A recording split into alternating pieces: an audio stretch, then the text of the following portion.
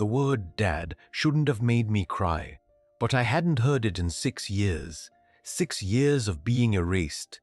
6 years of being told by my own flesh and blood that I was nobody, that I was nobody, that I was nothing, that I never existed. And then, right there in front of 500 people, in a room full of strangers holding flowers and taking photographs, my son walked off that stage, looked me dead in the eyes and said it. Just that one word. And every single wall I had built around my heart for 6 years came down in about 3 seconds flat. But here is the thing nobody in that auditorium knew. Nobody clapping. Nobody crying in the row behind me. Nobody watching what looked like a beautiful father and son reunion. Nobody knew what it actually took to get to that moment. Nobody knew what had been done to me. Nobody knew how far I had fallen. Nobody knew how many nights I sat alone in a room that still smelled like my son, talking to a version of him that wasn't there anymore. And nobody knew that the woman who orchestrated all of it, who spent 6 years convincing my own child that his father was dead to him, was sitting 40 feet away watching the whole thing unravel in real time. I need to take you back, because if I just tell you about the hug, you will miss the whole story. And the whole story is the part that matters. The whole story starts not with a graduation, but with a phone call, a birthday, and 4 words from a 12-year-old boy that I still hear in my sleep. I don't have a dad. There is a reason some YouTube videos pull you in within the first 3 seconds and others lose you before the title card fades. It is not production quality. It is not music. It is not even the story itself. It is the entry point. Where you choose to begin a story is everything. And the single biggest mistake most storytellers make is starting at the beginning. Real life begins at the beginning. Great storytelling does not. When you open with, "I was born into a struggling family," or "my marriage started falling apart slowly," you are asking the audience to invest in someone they do not yet care about. You are front-loading context before you have earned the viewer's emotional attention. And in a world where the next video is 1 tap away, that is a fatal mistake. You have to make them feel something before you explain anything. The hook that opens this script does exactly that. He looked me straight in the eyes, in front of 500 people, and said, "Dad." That single sentence is doing enormous work. It tells you almost nothing factually. You do not know who is speaking. You do not know who the son is. You do not know what happened between them. But emotionally, you know everything you need to know to be completely hooked. You feel the weight of that word. You sense that it has been absent for a long time. You do not know why, and that not knowing is precisely what keeps you watching. This is the mechanics of a curiosity gap. The human brain is wired to find discomfort in incomplete information. When you hand someone a loaded emotional moment without explaining it, their mind immediately starts generating questions. Who are these people? What happened between them? Why does the word dad sound like it carries 6 years of silence inside it? The brain wants resolution, and until it gets resolution, it stays engaged.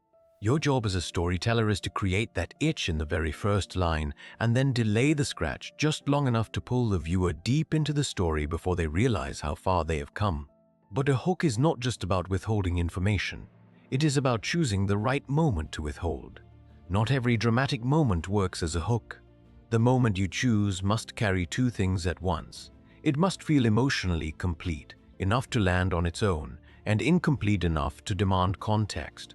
The graduation scene in this story satisfies both conditions perfectly. A son calling his father dad after years of silence is an emotional event anyone can feel immediately, regardless of their own life experience. You do not need backstory to feel the weight of it, but you desperately need backstory to understand it. That gap between feeling and understanding is where the hook lives. The other critical element in a strong hook is restraint. Notice that the opening does not over-explain. It does not say, after 6 years of being told I was dead, my son finally called me dad at his graduation. That version tells you too much. It answers questions before the audience has had the chance to feel the pain of not knowing.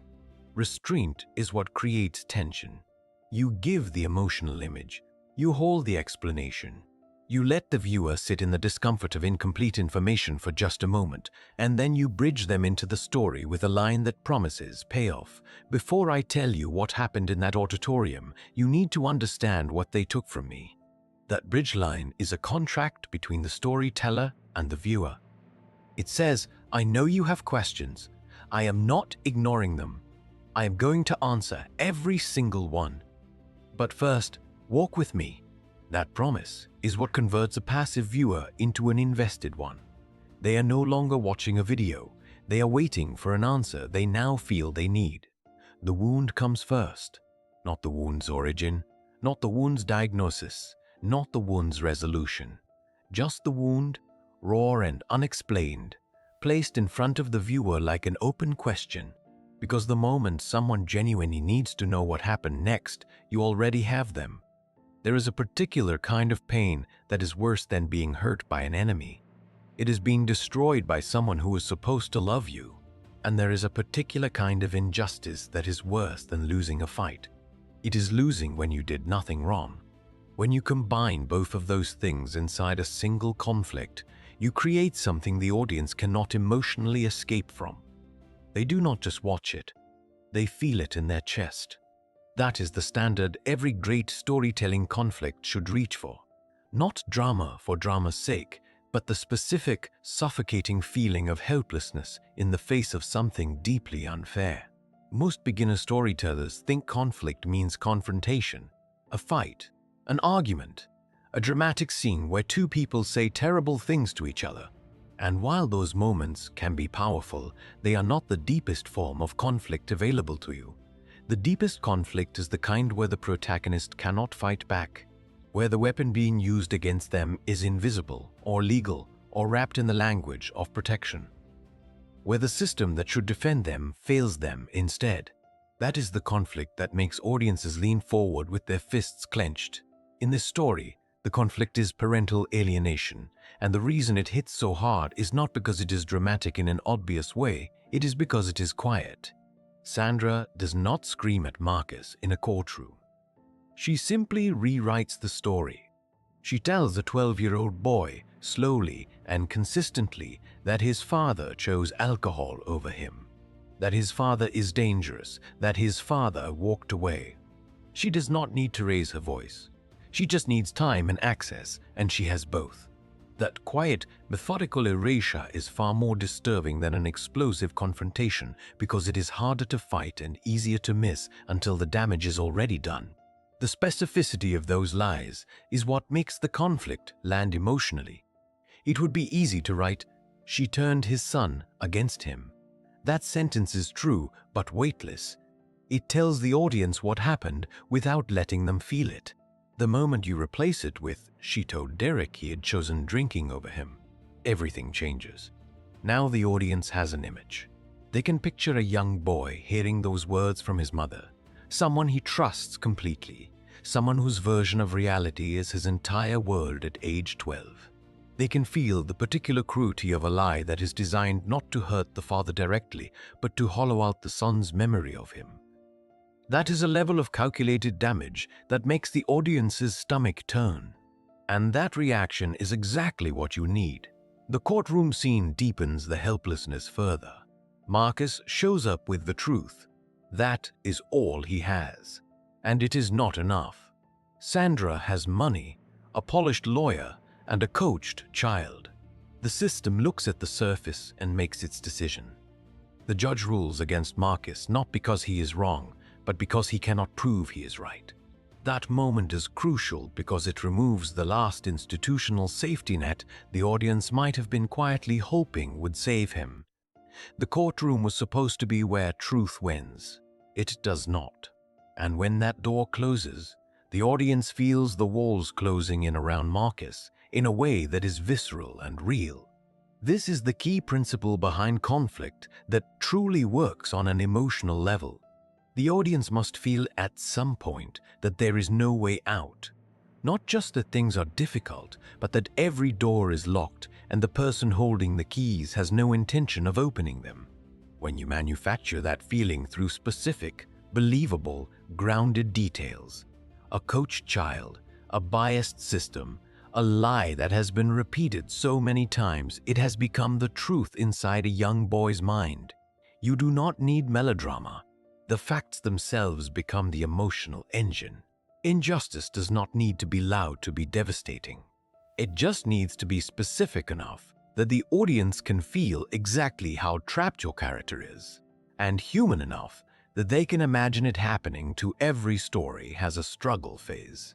Most of them are forgettable, not because the pain isn't real, not because the character isn't suffering, but because the writer describes the suffering from too far away. They stand at a distance and report on it like a news anchor reading a headline. He was devastated. She went through a really dark time. Things got worse before they got better. These sentences are technically accurate and emotionally useless. They tell the audience that pain exists without ever letting them touch it. And pain you cannot touch is pain you cannot feel. Pain you cannot feel is a story you will not remember. The fundamental rule of the struggle phase is deceptively simple.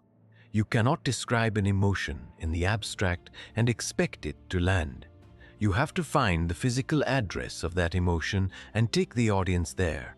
Grief does not live in the word grief. It lives in a specific room, at a specific time of day, with a specific object in front of you that reminds you of exactly what you have lost. Loneliness does not live in the sentence, "I felt completely alone."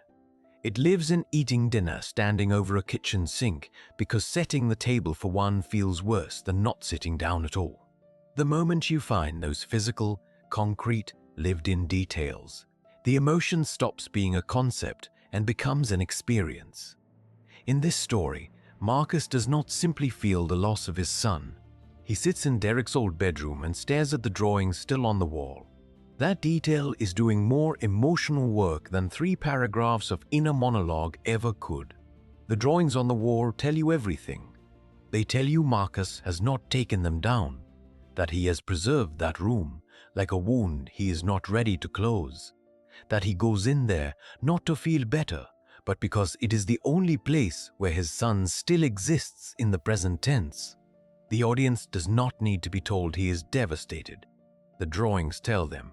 And because the audience arrived at the emotion themselves through a concrete image rather than a stated feeling, it lands twice as hard. The same principle applies to the shoebox. 14 letters written over 14 years, never sent, kept under a bed. That object is the entire struggle phase compressed into a single image. It contains obsessive love and absolute helplessness at the same time. It tells you that Marcus never stopped being a father, even when he had no legal right to act like one. It tells you that the writing was never really about the hope of sending them. It was about surviving the silence with his identity intact. The shoebox does not just represent the struggle. It is the struggle made tangible, made visible, made something the audience can hold in their minds and carry with them after the video ends. This is what separates memorable storytelling from average storytelling. Average storytelling summarizes emotion. Memorable storytelling builds a physical container for emotion and puts the audience inside it. When you place a viewer inside Derek's old bedroom at 2 in the morning, with the drawings on the wall and the silence pressing in from every side, they are no longer watching Marcus suffer. They are briefly, powerfully inhabiting his suffering.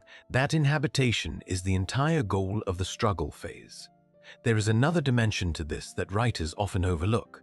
The struggle must be allowed to go deep enough that the audience genuinely believes the character might not survive it. Not necessarily physically, but spiritually. There has to be a moment where the person sitting in the car for 3 hours is not a dramatic device, but a real and frightening possibility. If the audience never believes the character could break, they will never fully invest in the comeback. The almost breaking is not weakness in the story. It is the load-bearing wall that makes the eventual rise feel earned rather than inevitable. The struggle phase is not a bridge between the conflict and the turning point. It is the place where the character's true self is either destroyed or forged. And the only way to make the audience feel the heat of that forge is to stop summarizing the fire and start describing exactly what it is. There is a moment in almost every great story where the tide shifts, where the character who has been losing starts moving toward winning, where the darkness that has been total begins to allow the first thin line of light. That moment is the turning point, and it is, without question, the most technically difficult part of a story to write well. Not because it is hard to invent a moment of change, but because it is almost impossible to make that change feel genuinely deserved rather than conveniently delivered. The difference between a turning point that moves an audience and one that merely advances a plot comes down to a single question: did this character earn this moment, or did this moment simply happen to them? The instinct for most storytellers, especially when working with true or true-feeling stories, is to locate the turning point in an external event. A message arrives, a door opens, a stranger appears with exactly the right information at exactly the right time. And while external events can absolutely trigger turning points, the mistake is treating the external event as the cause of the change rather than the occasion for it. When a turning point feels lucky, the audience disengages emotionally. Not consciously, but somewhere beneath conscious thought, they sense that the character did not drive the story forward. The story drove the character, and a character being driven by their story is far less compelling than a character driving it.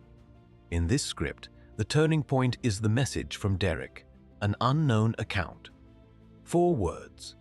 Is this Marcus Wells? On the surface, this looks like exactly the kind of convenient external event that can make a story feel manufactured. A son suddenly reaches out after years of silence. If nothing had come before it, it would feel like a narrative shortcut, a way of resolving the story without doing the deeper work. But because of everything that was built in the struggle phase, it does not feel lucky at all. It feels inevitable in the best possible sense. Not inevitable because it was guaranteed, but inevitable because Marcus had been preparing for it, unconsciously and consciously, for 14 years. He went back to school at 41. He built a business from nothing. He wrote letters he never sent. He maintained his identity as a father, even when the legal system told him he had no right to that identity anymore. Every single one of those actions was taken without any guarantee of reward. Marcus did not go to night school because he knew Derek would one day reach out. He did not write those letters because he expected them to be read. He did those things because they were the only way to remain the person he needed to be if reunion was ever going to be possible. That is the crucial distinction. He was not positioning himself for a payoff. He was refusing to be destroyed by the absence of one. This is the deep truth about turning points that most storytelling advice misses entirely. The turning point is not created in the moment it arrives. It is created in every quiet, unrewarded decision the character made during the struggle phase. The work done in the dark, with no audience, with no guarantee of return, is what transforms an external event from luck into consequence. When Derek finally sends that message, the audience does not think the universe handed Marcus a gift. They think Marcus finally received something he had been unknowingly building toward for over a decade. The external event is just the moment the investment tours. The real turning point happened somewhere between the Shoebox and the night classes and the business built by calloused hands, long before Derek ever picked up his phone. There is also a psychological dimension to this that is worth understanding. When a character earns their turning point through invisible, uncelebrated effort, the audience does not just feel happy for them. They feel something closer to relief mixed with vindication. All the emotional energy they invested during the struggle phase, all the helplessness and the frustration and the almost unbearable unfairness of watching a good person lose, finds somewhere to go. The turning point becomes the release valve for everything the audience has been holding since the conflict began. That release is only possible if the struggle was real enough, long enough and specific enough to build genuine pressure inside everything in a story is a promise. Every detail you plant, every wound you open, every moment of injustice you show the audience, all of it is a promise that something is coming. That the pain means something. That the struggle was not random. That the character's survival through the darkness was pointing toward a specific moment of light. The climax is where you keep that promise. And keeping it well is one of the rarest skills in storytelling, because the temptation at the end of a long emotional journey is almost always to do too much, to make the payoff loud, to give the protagonist a speech, to put the villain in their place with sharp, satisfying words, to let the audience feel triumph rather than truth. And almost every time a storyteller gives in to that temptation, they undermine the very thing they spent the entire story building. The graduation scene in this script works as a climax because it refuses to perform. Marcus does not confront Sandra. He does not walk up to Greg with something to prove. He does not make a speech or demand acknowledgement or use the public setting as a stage for his own vindication. He sits in a suit he saved for, in a sea of strangers, and watches his son cross a stage. That restraint is not passive. It is the most powerful choice available to him in that moment, and the fact that he makes it tells the audience everything they need to know about who Marcus has become. The man who sat in a car for 3 hours at his lowest point has become a man who can sit quietly in an auditorium at his highest one. That transformation is the real climax. Derek saying, "Dad," is just the moment the audience gets to see it confirmed.